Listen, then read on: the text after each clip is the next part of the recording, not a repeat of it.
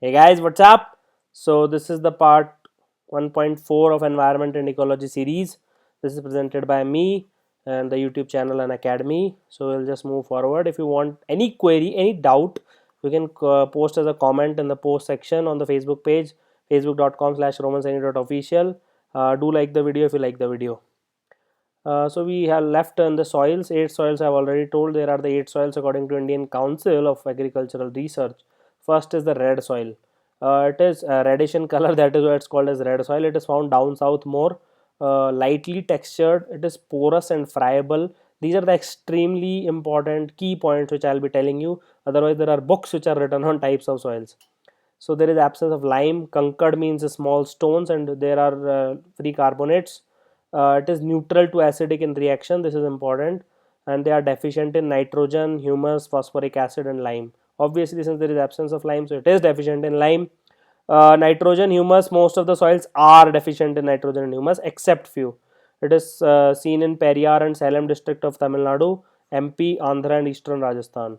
Second soil is laterites and lateritic soil. It literally means brick.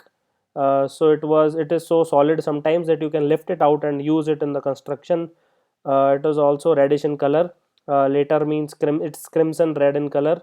Uh, it is low in nitrogen, phosphorus. Already told you every soil is low in nitrogen and potassium, phosphorus. That is why we need fertilizers.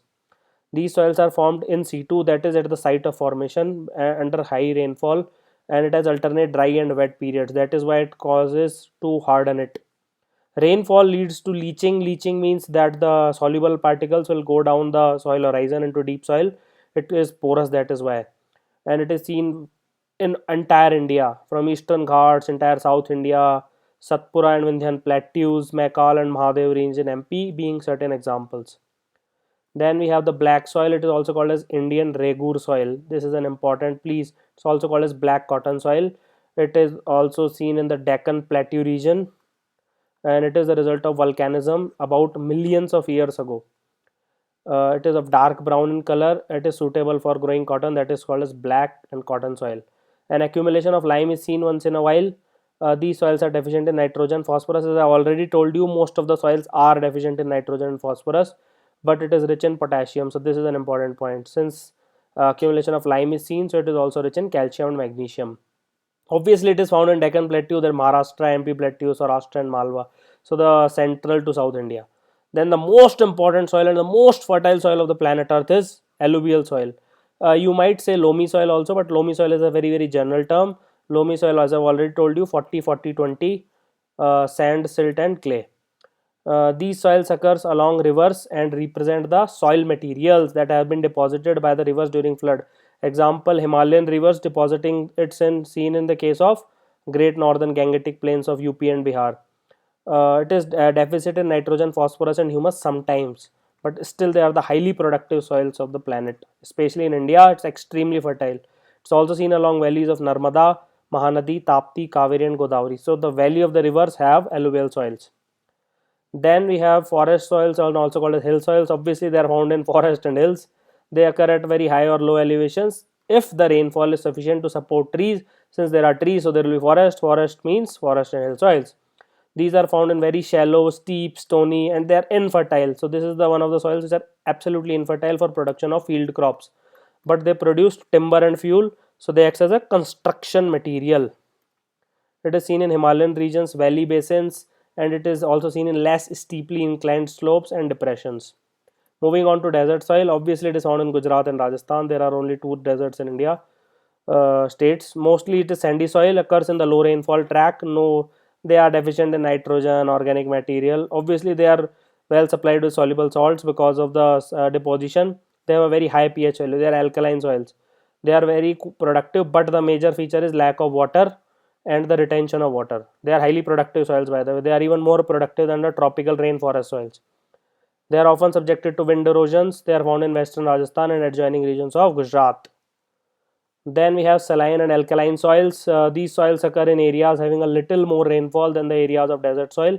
They are similar to desert soil, but the important thing is they have incrustation of salts of calcium. That is, there is a layer of salt above the soil, and the sodium and magnesium. So these are extremely poor in drainage and they are absolutely infertile soils.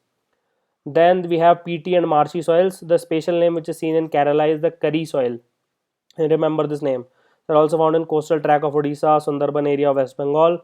When the vegetation is growing in such wet places dies, it happens, it decomposes very slowly because of the increased wetness and it decreased oxygen. So it leads to partly decayed organic matter and it leads to peaty and marshy soils. Obviously, since it has organic matter, organic acid is present, it's highly acidic, it is black colored and heavy. But if the draining is done properly, it becomes fertile soil for rice.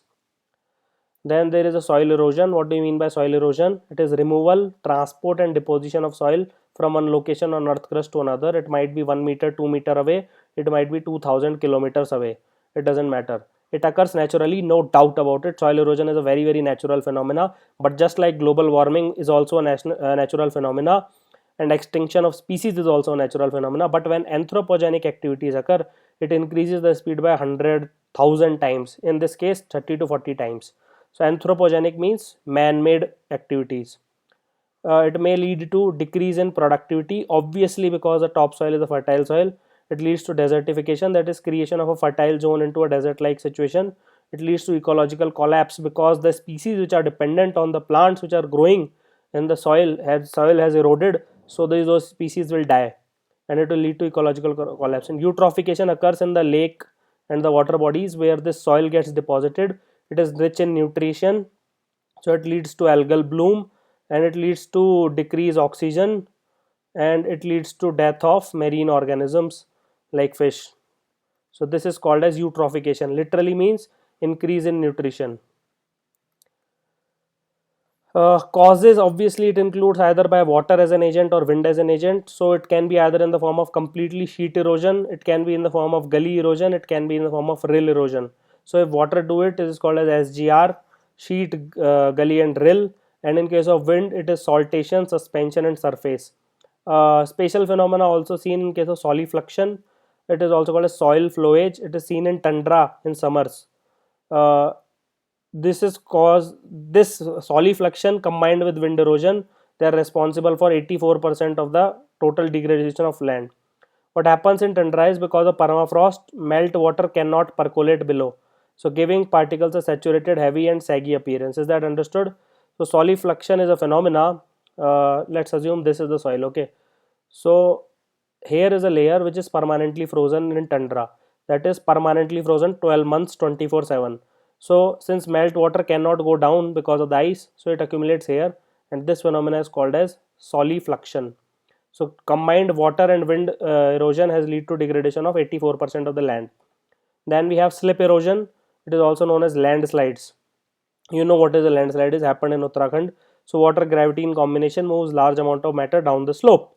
Then we have steam bank erosion. So rivers during floods splash their water against the banks and cut through them. Very commonsensical examples. Then we have methods of soil conservation. We need to conserve our soils. So first is the agronomic methods. This is like contour farming.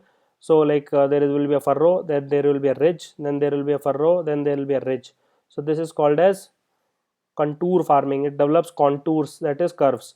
Mulching means, let's say this is a sugarcane, so rather than uprooting it, you just cut the stem from here, so the mulch, that is the root, remains there. The stalk or base or stem etc of plant is left on the field to form a protective layer called mulch, seen in case of sugarcane, maize and potato.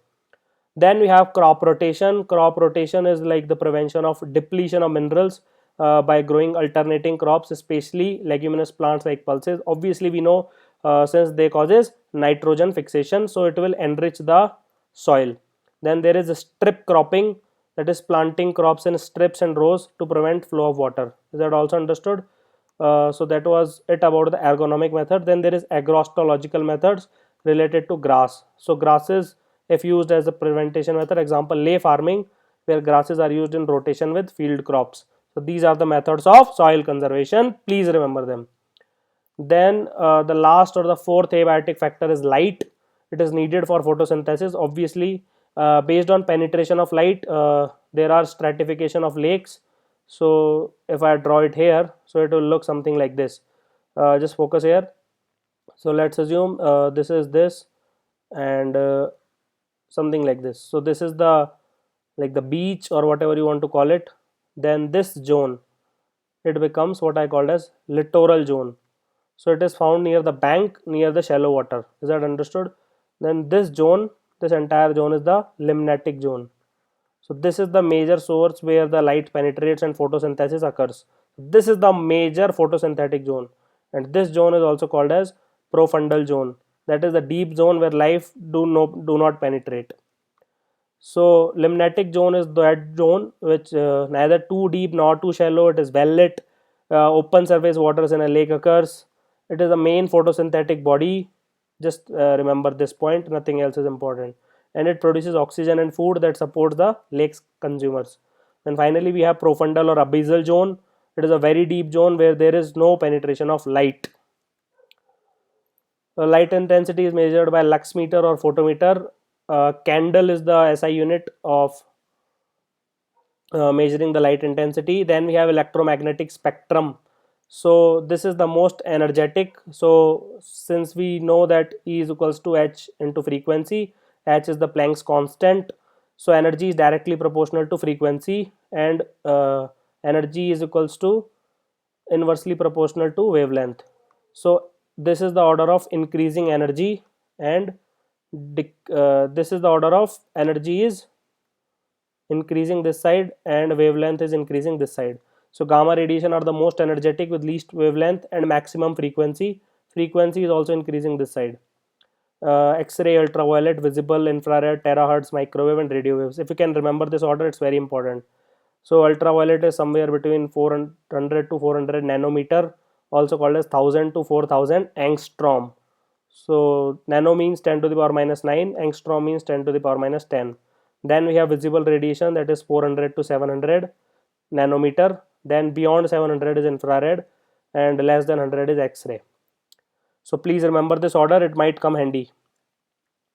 Then ultraviolet radiation can be distinguished into three parts. This is absolutely absorbed by ozone layer, so there is no problem. This is the most carcinogen. So as the energy increases, energy is directly proportional to the carcinogenicity energy. So since this is the maximum most energetic, so this is entirely blocked by ozone. Ultraviolet B, it is partially blocked by ozone, and ultraviolet A is not that much absorbed by ozone, so it leads to the most of the cancers.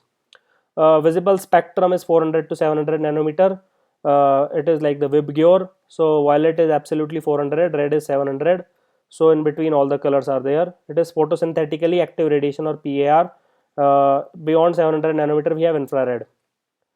Then the final concept in light is albedo value. It is also called as reflection coefficient. Let's assume this is a surface where 100 units of light strikes, and if let's assume 80 is reflected back, so the albedo value is 80. Is that understood? So this is like the snow, or if it's a black body, like black body, so if it is striking, so let's assume only 4% is reflected back. So it is seen in case of charcoal. So it is the ratio of reflected radiation to incident radiation. Albus means white, Jessica alba. So perfect white body will reflect all the incident sunlight. Albinism, albus, all means white. It have an albedo value of 1 in case of perfect white body and 0 in case of perfectly black surface. In reality, it varies from 4% for charcoal to 90% for snow. So snow is the most perfect white body there is. Albedo of earth is 0.3 because of the clouds.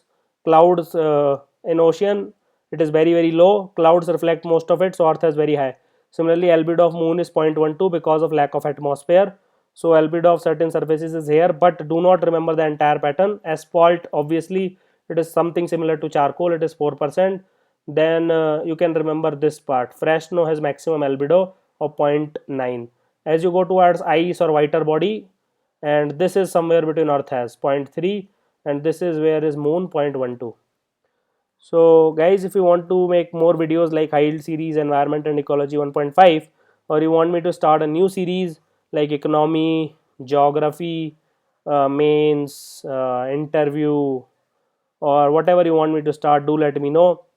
Or if you want me to restart an existing one, there were one or two queries regarding art and culture. Some people also want me to start world history. Some people asked about something other. So if yes is the answer, then please like the video in the YouTube section and comment on the post on my FB page. So this is the YouTube channel and academy. This is the Facebook page, facebook.com/romansaini.official. You can also tweet to me at my Twitter handle @romansaini. Do like, share and subscribe. Thank you for watching the video. Have an awesome day.